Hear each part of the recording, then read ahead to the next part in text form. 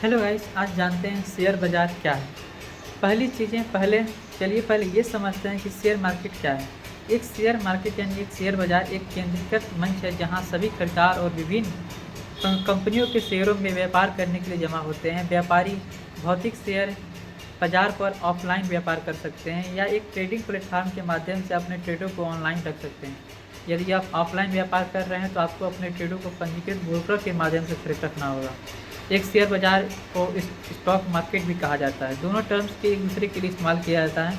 भारत में 2 शेयर बाज़ार हैं, पहला बॉम्बे स्टॉक एक्सचेंज और दूसरा नेशनल स्टॉक एक्सचेंज। केवल सार्वजनिक रूप से सूचीबद्ध कंपनियों यानी प्रारंभिक सार्वजनिक पेशकश IPO आयोजित करने वाली कंपनियों के पास ऐसे शेयर हैं जिनका कारोबार किया जाता है।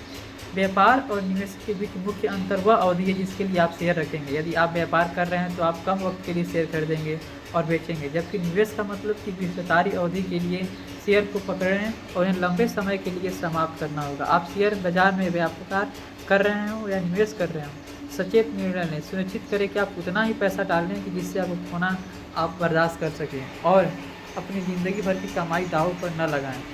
दिशा निर्देश और निर्देशता है जो आपको लाभ प्राप्त करने की संभावना को ध्यान में रखते हुए आपको मदद करेंगे।